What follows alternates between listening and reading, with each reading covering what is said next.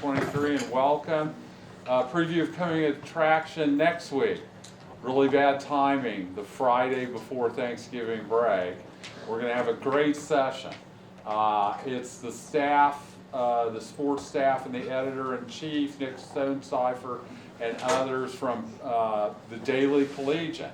And they're going to talk about what it's like to be a student journalist covering the front porch, the big-time intercollegiate athletics program at a university. The Collegian's a wonderful institution, and they, if you know anything about what's been happening this fall in college football, the reason Pat Fitzgerald is no longer a coach at Northwestern is not because the Chicago Tribune broke the story, it's because the Northwestern student newspaper broke the story. And as local journalism continues to erode, student newspapers play a crucial role in this process. So we'll have 4 or 5 or 6 of them. I know it's a horrible time, but you could stay for the Rutgers game the next day. So please do come and attend our last session. Today I'm going to do the hosting duties. We have Dr. Michelle Sikes, my colleague here at Penn State. She has a fascinating backstory.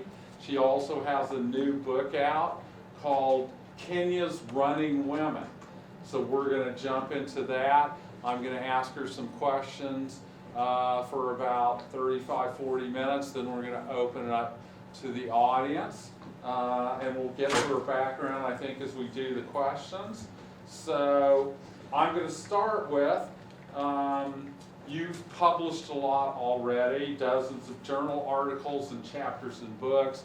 You've edited several books, so you've seen your name on the cover as editors of anthology. But this is your first monograph, your first solo book that you wrote, so congratulations. And I'm going to start by asking you to talk to the audience, especially the students and the early career faculty who don't yet have books. What's it take to write a book? What challenges did you face, and how did you overcome them? And what's it feel like to, I don't know if you've got to hold it in your hand yet. I know it's, the print date is scheduled in December. Sometimes it comes early. So what's it feel at least like to see it advertised and out there? Thanks, Mark. Can everyone hear me? Is my mic up here? Thanks for that question. I guess first let me just say thank you for to the Center for Sports Society for organizing this. Thank you to Steve Ross and the rest of the executive committee who was part of that. And thanks to all of you for being here and coming out tonight on the night before the biggest football game in the country at 5:30. And I really appreciate everybody being here. So to that terrific question, what's it like to write a book and what are the challenges that come with writing a book? I'll say this book evolved out of my PhD dissertation. And it's, when you write a dissertation, you write it for a very specific, small audience. You're demonstrating your mastery over a particular field. You read a lot and you try to summarize many, many other books inside of part of your own book or dissertation. So the challenge was trying to translate a dissertation into what has now become Kenya's Running Women history, and thinking about how to make it interesting to a broader audience than the 4 or 5 people outside of my parents who have to read it as part of the PhD process. And the other challenge then was learning how to publish a book, because as Mark said, this is my first book. I have edited volumes which are different to a full-length, from cover to cover, every word is mine book. And there's a lot of intricacies and things along the way that you have to learn as you go. Everything from putting a proposal in front of a press, to deciding which press to publish with, to dealing with the feedback from reviewers who look over the book before it becomes a reality, to writing letters to the press and the press's editorial board to say, here's why I made the decisions I made and why I'm going to not take every single suggestion from all the reviewers and put them into this book. thereby doubling the length of it. So I learned a lot in this, for sure. And I would say for any early career or people thinking about publishing books, a real key thing is to make sure that you have good, strong support within a press that you work with, and the editor that you are going to be partnering with for this process should believe in the project, should share the vision that you have for the book, and that will really, at least in my case, I found we were aligned on what we wanted the book to do, and that made it easier, for me at least. Oh, okay. So let's start with how old I am. I'm old enough to remember the era before cable TV. I'm old enough to remember the era of black and white TV. Back in the day when track and field was still on network TV, on the handful of channels we got as a staple of sports coverage. When names like Jim Ryan and Steve Prefontaine were household celebrities, and when their biggest rivals were Kenyans, such as Kip Kenyo and Wilson Kiprigat, who were global superstars. Since the 1960s, Kenyans have dominated distance running, and today their female as well as male runners hold most of the world's records and top times. Did Kenyan women emerge as a force in international running at the same time as Kenyan men back in the black and white network TV days of the 1960s? Okay, so Mark, you're absolutely right. The Kenyan, I would say, your memory from those days is still true today. That if anyone who watches any of the major marathons today, or any track and field event, or the Diamond League, or cross country, we're all used to seeing Kenyans and Ethiopians and people from East Africa generally at the front of those races. And so the difference, though, I would argue, is that today we're used to seeing men and women winning races. We're used to seeing at the very front of the women's marathon a pack of women from East Africa as well as men in the same race. But that's really a core part of what my book does, is try to explain the fact that there was a lag when it came to women, that we have seen Kenyan men and East African men winning these long distance events since the days of Kip Keino and Jim Ryan in the 60s and 70s. And for much of the 20th century, it's hard to believe now, sitting here in 2023, but the Kenyan women were not a presence at all. There was a significant difference between what Kenyan men were doing at the international level and what their female counterparts were really not there in the same way. So yeah, that trying to grapple with that puzzle is at the heart of this book. You observe early in your monograph that this is in fact the first book-length study of women's sport in Kenya. And indeed, there are only a handful of analyses of men's sport in Kenya, in spite of that nation's prominence in international running. How did you get interested in this subject? Okay, so I thought Mark might ask about this. So here some of my students possibly have seen these slides before, but I thought I might put together a few slides to help at least explain my own background and how it is that I came to be sitting in front of you today, actually. So I'll show you those now. And it really all started with being a runner myself. And so I'm originally from Cleveland, Ohio, and I started running in high school and was successful enough to become a student athlete in college, and I raced for Wake Forest University in North Carolina. Ohio State champion. I was an Ohio State champion on the way to getting to become a Wake Forest runner. Thanks, Steve. And so this picture is me back many years as a freshman when I first showed up on the Wake Forest campus, and they took photos of us as student athletes, and gave us I still have it, the black jersey you see me wearing there for those photos. And so I spent 4 wonderful years at Wake Forest, and by the time I was a senior, I was racing at the national level, and I was competing against, in the case of the outdoor track and field season in my senior year, a woman named Sally Kipiego, who you see behind me. And she goes on to win a silver medal at the London Olympics in 2012. I sadly did not go on to win any medals at any Olympics, but I did go on to carry with me a deep passion and interest in women's distance running. And the NCAA champion. Thank you, Steve. And I did win this race though. So this is a picture of Sally and I battling it out. It's been 2007 at the women's 5,000 meter championship, which I won that. So that's sort of, I always also wanted to run with the Kenyans and train with them. I know it sounds like a cliche, but I thought all of that was inside of me when I had the chance to undertake graduate work and finish my undergraduate degree, and I went to Oxford University, and I was very intimidated there because I had never left the country before. I started graduate school, and Oxford is a very prestigious place, and so I thought, what is it that I can bring to the table that sort of I know really well and I really want to do? And that, the answer for me, the only answer was to study sports, and particularly women's running. And I thought about, so I went in search of, well, what is there? What do we know about Kenyan women's running? And there was nothing.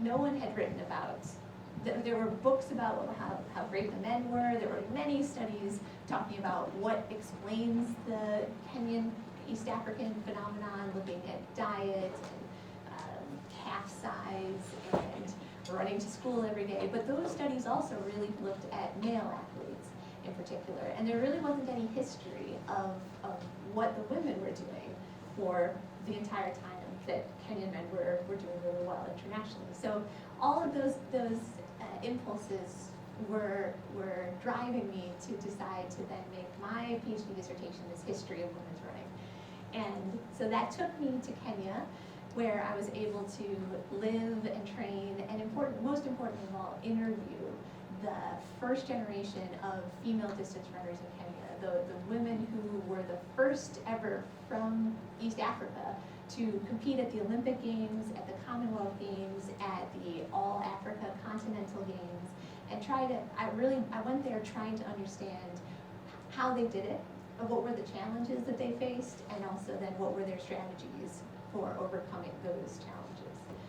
And then once I finished the dissertation and defended it, my next job was in South Africa, and that is a really important sporting powerhouse in general in terms of the continent, but also in terms of what people have studied when it comes to sport history. And so it was really exciting to be able to make my next move to South Africa. But as I started off by saying, I'm originally from Cleveland, and that is a very far distance from Cleveland. It's a couple of flights, many time zones, an ocean. And so when really, thanks to Mark Dyerson sitting here today, I was able to come to Penn State and to Rec Hall and continue my academic career here. There's a Willard building. And ultimately, have the time and the space to work on this book and now be in front of you guys today. So that's my journey. You write early in your book that there are no magical repositories labeled the history of women's sport in Africa that you could mine for your study. Instead, the impressive collection of materials that you found were scattered all around the world, and you've talked some about the oral interviews. So what were the challenges for you as a historian interested in women's sport to ferret insights from documents that were intended for many other purposes? Where do you find your research materials? Yeah, that's a great question. This is why there wasn't a lot of previous work on women's distance running. One of the few reasons probably, but the effort that one has to take to extract that information is a labor of many years. And so I started off by looking at archives, the sort of historians' bread and butter, and extracted what little I could. Newspapers, magazines published all over the world. I read magazines and newspapers published in this country, published in the UK, And Kenya, fortunately, has its a really rich print culture and in English because of the whole British, the British colonized Kenya, and that left a legacy of the English language. English is one of the major languages spoken there. So fortunately, I was able to get at a lot of histories that way, but ultimately it was really interviews, going there, being able to talk to women and find their stories directly. These stories were not reported anywhere else, and so that was vital for the book. American audiences are frequently unfamiliar with the diversity of the African experience, thinking of the whole continent as a single monolithic cultural and political entity. How diverse is Kenya, and how has that diversity shaped sport in the Kenyan nation? Yeah, so Kenya, we can think of as being diverse in a lot of different ways, but two that come to mind are in terms of ethnicity and in terms of race. And Kenya has 42 different ethnic groups, though even that number is contested because sometimes some of those groups want to consider themselves separate from the group they're enclosed within. But 42 different ethnic groups and 3 so-called races, which, if anyone knows anything about South African history, it looks very similar to what we see there with Black African race, white, and Asian is a separate race. Historically, that's how the British kind of conceptualized people and compartmentalized them. And so the layers of ethnicity and race both working together in different ways at different times. But in terms of how that shapes sport in Kenya, it's the ethnicity angle that might surprise people who are not as familiar with the Kenyan running phenomenon, because we hear a lot about Kenya and the amazing achievements of Kenyans, but in fact, it's actually not all of Kenya that is producing these fantastic runners. It's really a group of people that live in the Rift Valley Highlands predominantly, and they are known as, historically, the most successful ethnic group for producing runners goes by the name of the Kalenjin. And today, more runners are emerging from different ethnic groups, suggesting it isn't a Kalenjin limited to that group by any means, but they are the group that historically has vastly been the most successful when it comes to Kenyans' success. The statistic escapes me, but have won something like 75% of the country's many medals come from this one of these 42 ethnic groups. Just one ethnic group has won 75% of those medals. So it's really interesting. Kenya was for a couple of centuries a part of the British Empire, and most historians consider Great Britain the birthplace of modern sport. Did British colonial experiences and British sports shape Kenyan culture and help Kenya become a global running power? Oh, absolutely. So the British, they left a massive legacy of passion for sport and interest in sport. They developed the schools through which they introduced their sports. They created institutions that promoted sport. They were the founders of the first national Kenyan organization that arranged and coordinated races for people. So the British left a really big imprint on the country when it came to sport. But notably, as I talk about in the book, when they did that, they didn't equally do so for men and women. They really focused their attention on male Kenyan runners, male Kenyan athletes, and women were an afterthought. It wasn't until the very end of colonial rule, just as the British were leaving the country, when finally they got their act together, and you can see the correspondence in the archive, and some of them write things like, perhaps we should organize a women's championships, and it very, very slowly begins to take off at the very end of the British colonial rule. So when did women begin to compete in Kenyan sport, and what challenges did that pioneering generation face? So At the international level, Kenyan women first began to compete in the late 60s. The first time a Kenyan woman competes at the Continental Games is in 1965. First time Kenyan women race at the Commonwealth Games is in 1966. And Kenyan women make their debut at the Olympic Games in 1968. And just to give you a comparison to what's going on with the men debut at the Olympics in 1956. And they win their first medal in 1964, and that's a bronze medal in Tokyo. Wilson Kiprgat wins that. Kenyan women debut in 1968, which is in Mexico City. It's the year that the Kenyan men explode onto the distance running scene. They win 9 medals. They clean up in every single distance event, everything from all the way down to the 400 meters to the 10K. And so there, everyone's talking about how great Kenyan men are. But in the background are 3 Kenyan women who are, for the very first time ever, competing at the Olympic Games for Kenya. What we see happen next, though, comes back to what you asked about a second ago, Mark. The first medal that's won by a Kenyan woman at an Olympic Games, I'll throw it out to you guys. What decade do you think it was? Okay, so remember, Kenyan women debut at the Olympics in 1968. When do you think a Kenyan woman first wins a medal? Any medal, bronze, silver, gold, in any event at the Olympics? Maybe guess the decade, or if anyone knows the actual event, so much the better. 1990s, good. Do you know want to guess which? No, it was a guess. Very good guess. Well, Ron is a legendary sport historian, for those who may not know Ron Smith, and he is correct that the first medal won by a Kenyan woman was in 1996 at the Atlanta Olympic Games. It was a silver medal, and Pauline Congo won it in the 5,000 meters. The same Olympics, interestingly, her husband wins a silver medal in the men's 5,000 meters, but of course that's one of the plethora of different medals that Kenyan men have won over the years. Does anyone now want to guess what year is when do you think the first year is when a Kenyan woman wins the first gold medal at the Olympics?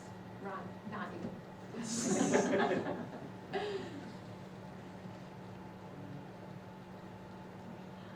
Anyone get it? Good. Any takers? All right, raise your hand if you think it's before 2000. Okay. Raise your hand if you think it's between 2000 and 2005. All right, raise your hand if you think it's between 2005 and 2010. All right, after 2010. Okay, good, wow, good spacing out. It's actually 2008.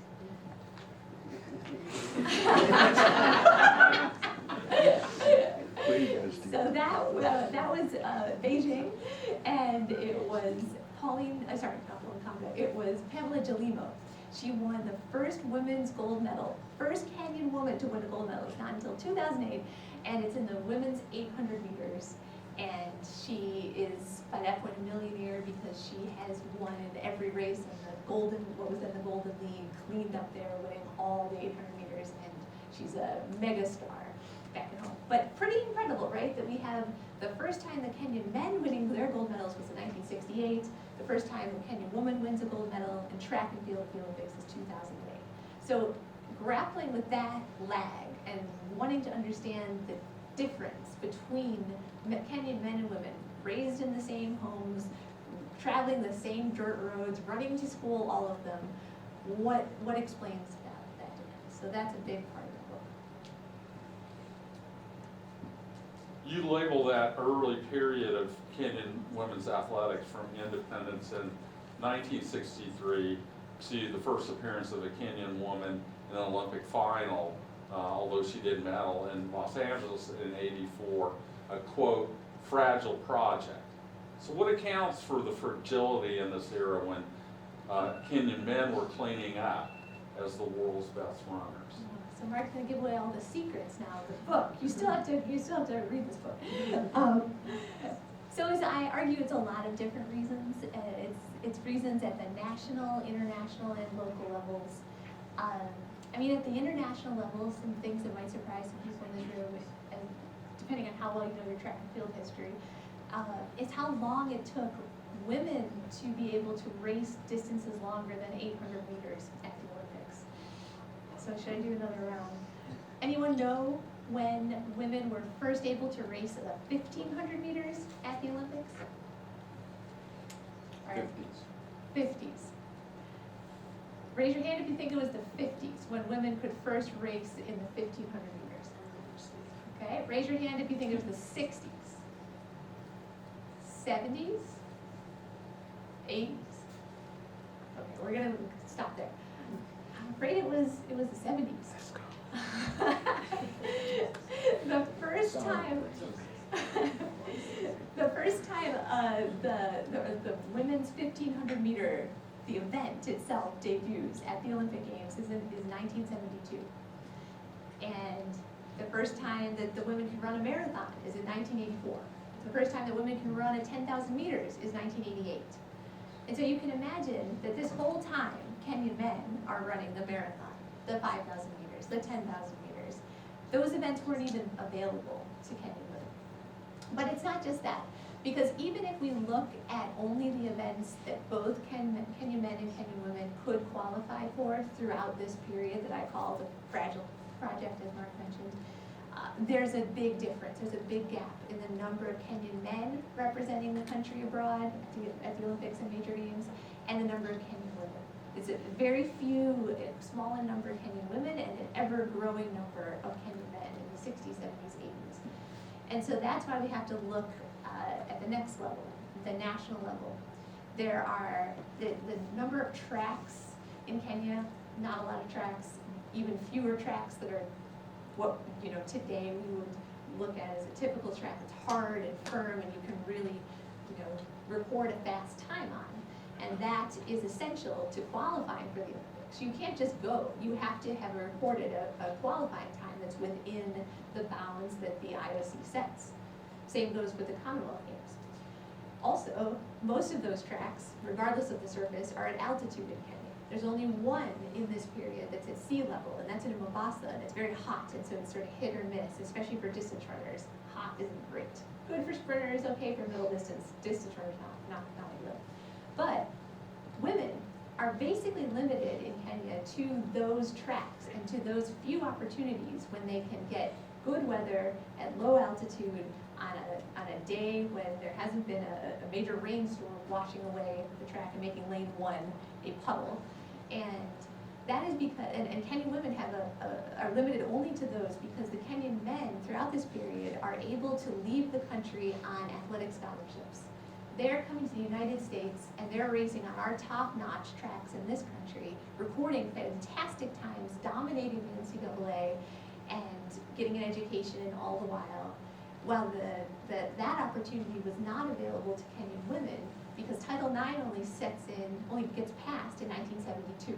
Same year that the 1,500 meters appears for women. 1,500 meters, the maximum distance a woman can run at the Olympics, 1972. That same year, we passed Title IX in this country, which everyone I may or may not know, but it ensures that for every federally funded institution, they are providing equal opportunities for men's and women's sports, among other dimensions. But that was a key driver for accelerating women's sport in this country. The trouble is that we don't enforce that. We don't start actually really putting those athletics teams together and creating scholarship opportunities for women until the mid-80s is when there's a series of legal challenges and the way we understand and know women's sport today was nothing like it was in certainly 50s and 60s, not the 70s, and really not until the 80s it starts to look like what we would think of today.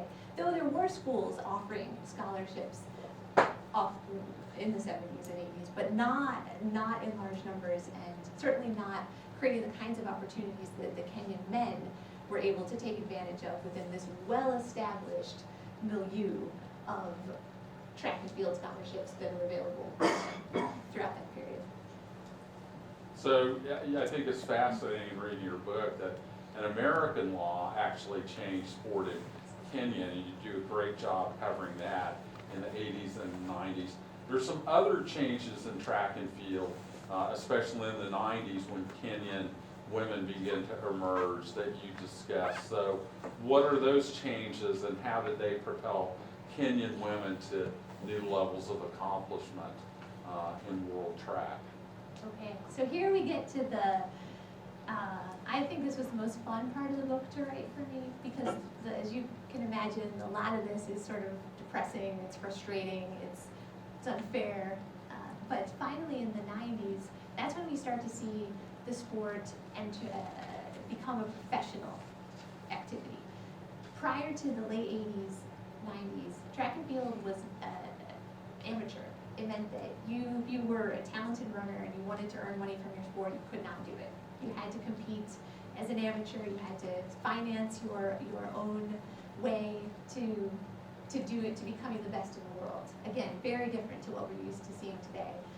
And at long last, after struggle over years, the men in charge of what's now known as world athletics finally drop the rules that prohibit athletes from earning a living from their sport.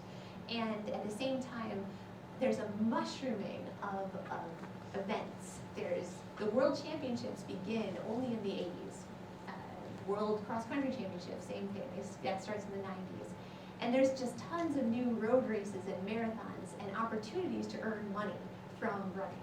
And no longer did an athlete, male or female, have to rely on getting a track and field scholarship in the United States or their national federation to select them to go to major games if they wanted to travel abroad, record good times, and compete internationally. Now, there was a whole menu of opportunities for men and women to take advantage of, and that helps helps all East African runners to continue to rise to what we see them as being today. So you make these really interesting arguments and detail how money changed track and field generally, and especially the Kenyan track and field. You've got stats in there that Kenyan men have won more money in world track than any other group, including Americans. And even though Kenyan women are a bit later, they're number 2 to the Americans. In Kenya, did the money change women and men's roles in the same way, or did it affect them in different ways? That's a great question. I think it's very based on the individual, certainly. But as groups, the opportunity to earn a living through sport fundamentally changed the game for women. It's the driver of many more.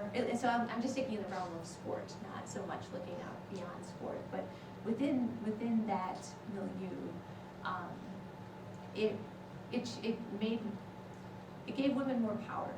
Suddenly they can opt to have a career on their own. They can earn their own money. Then once they come back, they are the ones who can create economic and be the economic engines for their families. And when you see the kinds of investments that men and women make, that's similar. I tried to track a little bit the patterns of how Kenyan men and women were then feeding their resources earned at the international level back locally where they came from. And again, remember, this is not distributed across all of Kenya. This is concentrated in a particular part of Kenya, this region, the Rift Valley region, and these hubs of running. And so in those particular hubs, that's where you really start to see the impact of these athletes as economic engines of these small towns, small villages, changing the landscape of what is a rural, otherwise very rural place in which farming was the main occupation and the main destination for people in terms of how they earn their livelihoods.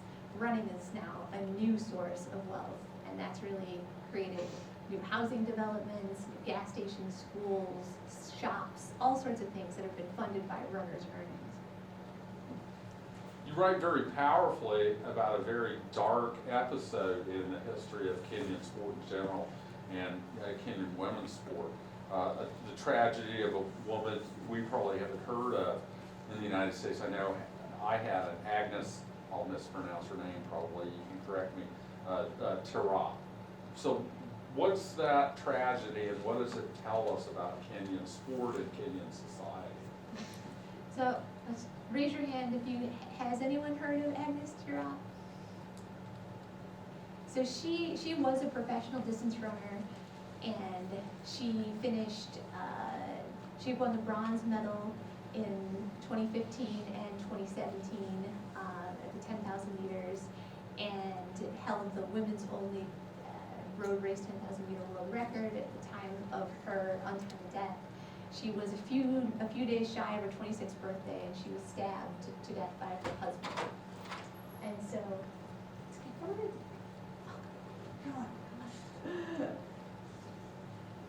so, I mean, that event absolutely shook the Kenyan running community, both in and around where she was training and living, and internationally. It made big headlines, and some 1,000 mourners came to her funeral, and so it sheds a light on how, as much as Kenyan women have made great strides in sport, they have come such a long way from the 50s and 60s, and that we celebrate their achievements and their accomplishments, rightly so, but there still is a great deal of work to be done in terms of sexual harassment, gender-based violence, exploitation when it comes to relationships with coaches, with partners, and who controls what within a family is very delicate, can be very delicate, and indeed tragically so in the case of Terrell.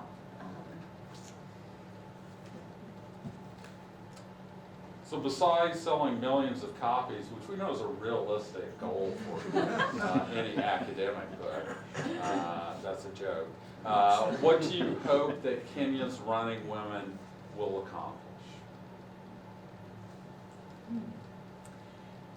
Honestly, you all being here today and listening to these stories is already, really means a lot to me, and goes to the heart of what I hope the book does as well, which is bring to light the stories of the first generation of women who pioneered this running explosion we're so used to seeing today.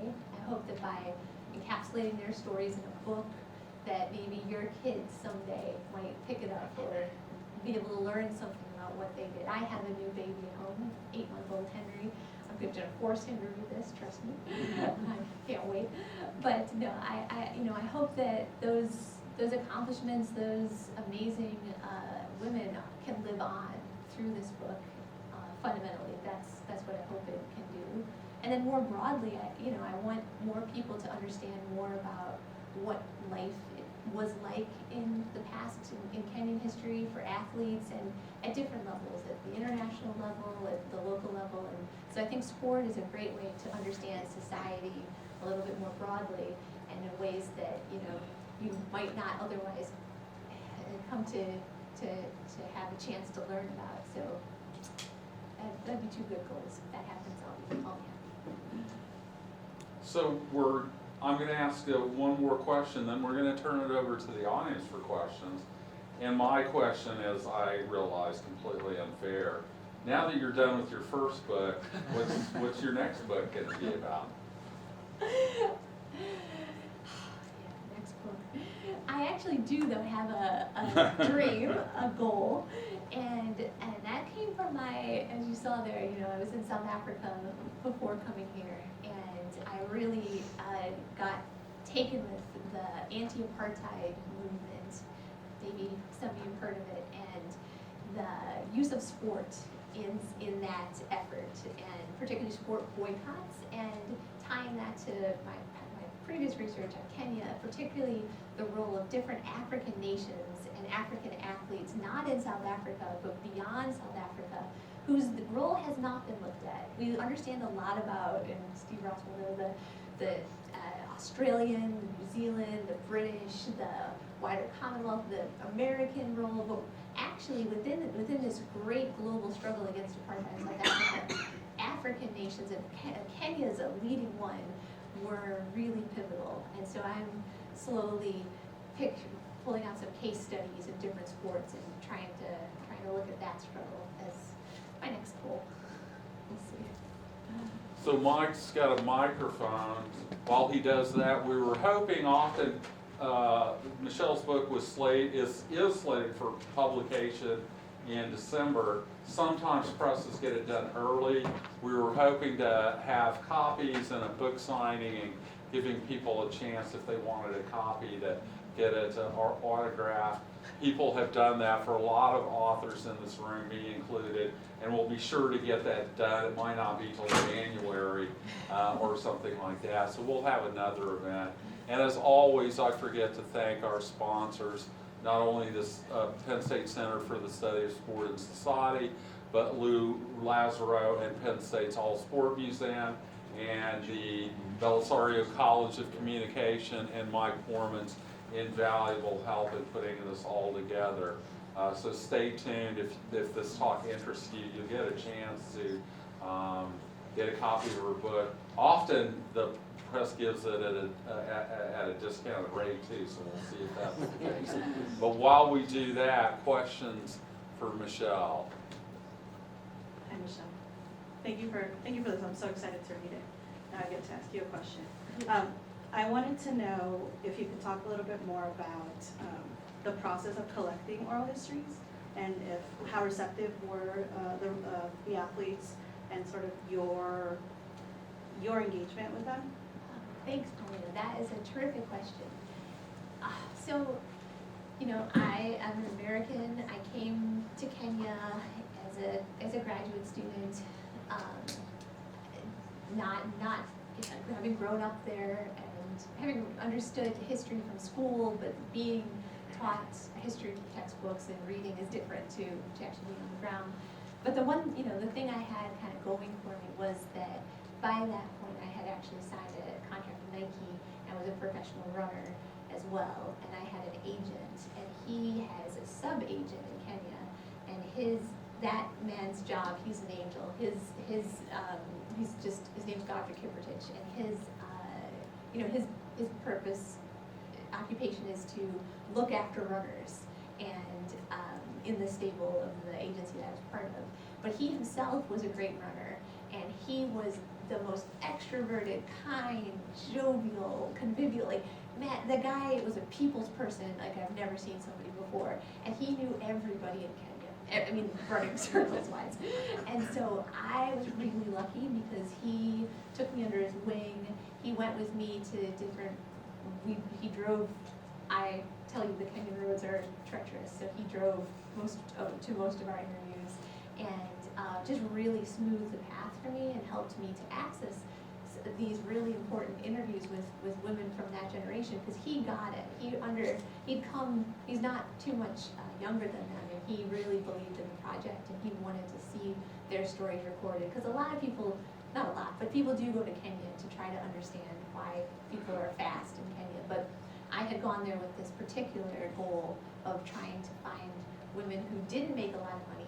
They ran during the amateur era. They were still living really kind of close to the bone lives in Kenya, and so we went far away sometimes, deep into the interior to get to them. And they were, by and large, they were overjoyed. They were a wonder. I received such wonderful hospitality from the women that I was able to connect with, and they were really happy to tell their stories, and brought out old dog-eared pamphlets from their running days, and the medals that they still had cherished and had with them. So it was really just a huge part of the whole experience for me, and thanks for asking the question.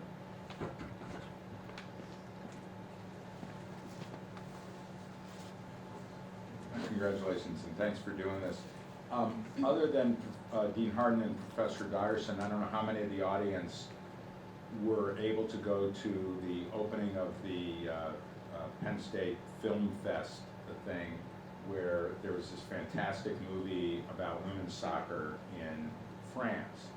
And it was paired with something else, and our colleague John Affleck made a point about Title IX and the challenges that French soccer faces because they don't have Title IX. I wonder if you could think about, from your general knowledge of the struggle that women have, say, in soccer in Europe, and the success that women have enjoyed in the United States that's generally attributed to Title IX, and then how does the story of Kenyan women and their success fit in? Is it largely this chapter that I'm going to read first, I confess, in the book about, is it largely because of Title IX that the Kenyan women are successful, or was there some other reason that Kenyan sporting officials seem to be more supportive of women than French soccer officials seem to be, as portrayed by the comments of our distinguished guest at that occasion? See, that's a terrific question. I think it comes down to periodization and when different things were happening at different times. And so, as we talked about, Title IX passes in 72, doesn't really get rolling, if I can be blunt about it, till mid-80s. And the opportunities that the French soccer team has here, and other women's soccer, from what I've read, a lot of the women who are playing at that level have come through our institutions. I would argue we don't see that to the same degree in women's running. The part of it is Kenya, the Rift Valley, is the best place to train. We should go there if we want to become outstanding runners. We should live at altitude, we should eat like what the Kenyans are eating, we should train on these hills. I mean, coming to sea level and to our many institutions as a collegiate athlete can work. As you saw, Sally Kipyego was a phenomenally successful 10-time NCAA champion, future Olympian. But the opportunity to continue one's running career in Kenya with one's family and culture is, you're already at the place you want to be. That's part of it, I would say. Good question. So can I just follow up on that and try and explore a little bit further about, just why are the Kenyans so fast? So you're attributing it mainly to environmental factors, where they live, how they train, what they eat. So is that the only thing now? So is there nothing about the sports administration in Kenya that explains why they are able to foster their runners better than other countries? Because you could argue that Ethiopia has a similar sort of geography. There are other places in Africa that have a similar geography, a similar altitude, and yet it doesn't seem to translate into the same sort of success. So is there something about sports administration in Kenya that facilitates success? And if so, are these lessons generalizable to other contexts? In other words, can we learn from them and how to do it better? I love that question, thank you. And I mean, thank you, you yourself, I think, hinted at what my opinion, which is that we British left a lot of things good and bad, but I think when it came to sport, their imprint, they started something in the colonial period. They created institutions, they created a legacy of coaches, and they had expats kept coming to Kenya from Britain in particular, coaches. They also wanted to promote the sport even after the colonial era ends, and they pass on that kind of know-how that you need. And Kenya has been a relatively peaceful, stable country in a region that other parts of East Africa haven't always been as there's been more violence, kind of checkering the history of other East African countries if we want to compare and contrast. And so I think you're absolutely right that the takeaways we should take away from this is the importance of institution, the importance of protected spaces. Kenya also has a strong tradition in its military, its police, its parastatals, its government agencies that provide jobs that go to runners for being fast. And that means that after they leave high school, for instance, they can go somewhere where they're looked after, they can train, and they can continue to thrive as athletes first and foremost. So it's the combination of sort of the government's role, but also the schools that care a lot about sport and first foster talent within primary school, secondary school, government institutions afterwards, and then leapfrogging, if you can, into the international realm. So there's a really nice ecosystem for athletes in Kenya that, as I said, is fostered by having a peaceful general milieu in Kenya, overall nationally, but then within the country, these really important protected spaces that we could replicate. Those are the sorts of policy decisions. Invest in schools, invest in jobs that go to athletes and give them a living wage while they're able to compete, put coaches around them, create training groups, and then see what happens. Michelle, thanks for bringing to Penn State a Rhodes Scholar to the kinesiology department. That's not my question. My question has to do with genetics. Almost every winner from Africa in the short sprints are from West Africa. Almost every winner of long distance, and maybe down to the 400 or 800, comes from East Africa. Does any of this have to do with the poo-pooed idea that genetics makes a difference?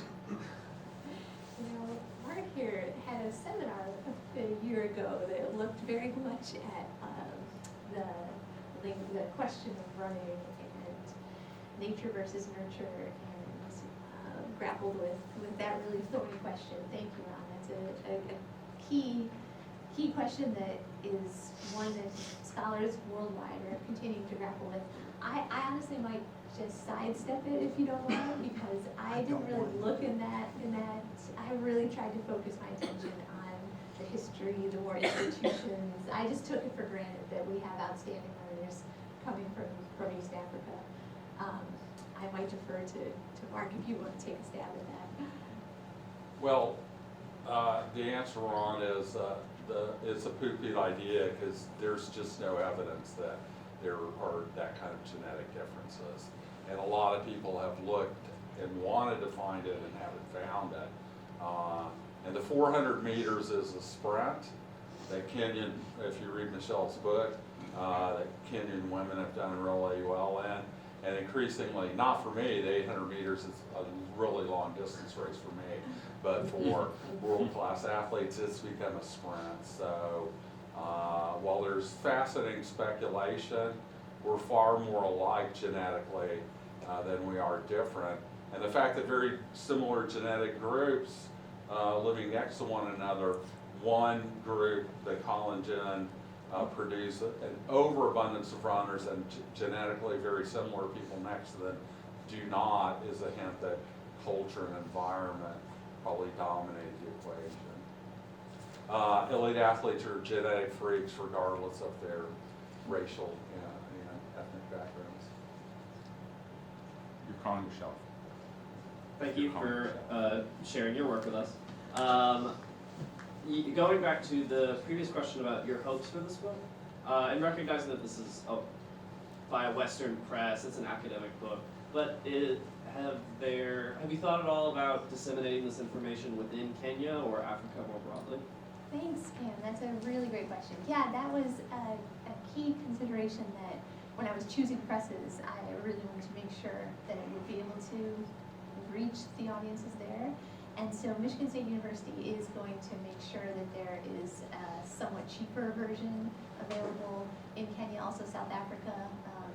Just there's a market there more or less. And honestly, the way the book's been priced, even for our use, is it's $20, and they come out in paperback.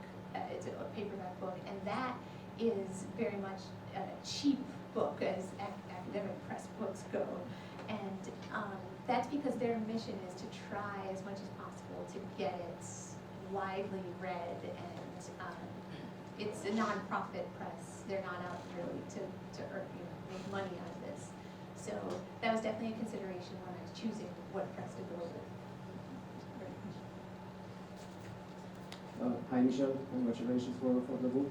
So what about the Kenyan runners who are running for other states? Because it's a phenomenon that started to increase in the last 10 years. You included this, or you are trying to discuss this a little bit? Because I think there are dozens of Kenyan runners who are running for other states, like Asian states, or Yeah, absolutely. Thank you. It's not actually something I really touch on very much in this book. Because in the pioneer generation of women I was looking at really were representing Kenya only. And it's only in more recent years where that kind of citizenship shifting has become increasingly common. So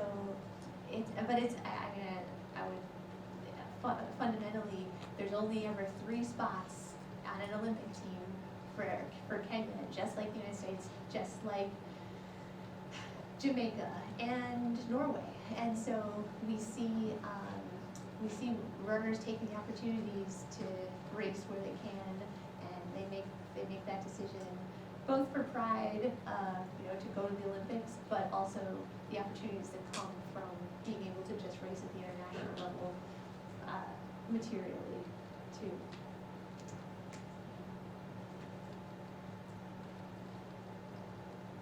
Hi, I came in a little late, sorry, but I was curious because you mentioned Norway, Jamaica, and Kenya, and as we know, those countries are famous for producing quite a few very fast runs. So could you compare and contrast the different environments? Because I know you focus on environments, but the different environments between those countries, or maybe the similarities that they have that allow them to produce such successful athletes. Yeah, thanks. That's a great question. So, Jamaica is known for producing sprinters. That's where Usain Bolt comes from. That is the world's, they're just amazing at the short distance.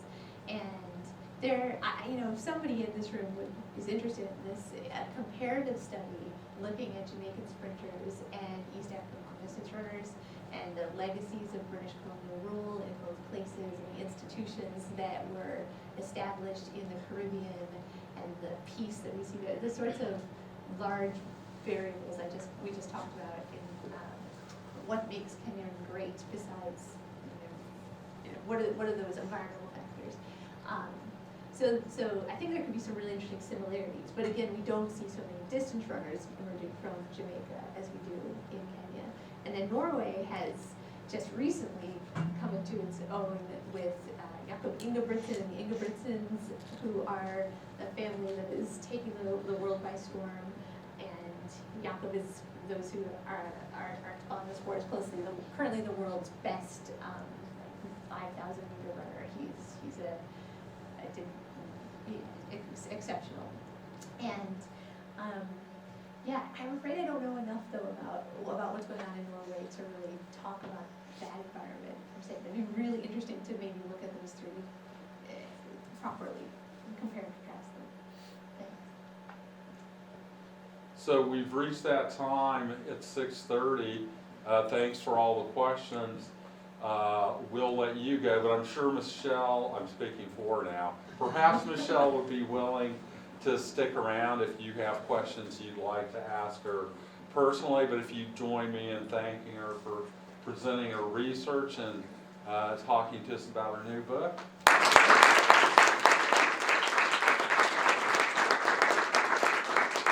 And we'd love to see the 3 of you that'll be here next week before Thanksgiving for the collegiate talk. Thank you all so much for coming. I really appreciate it.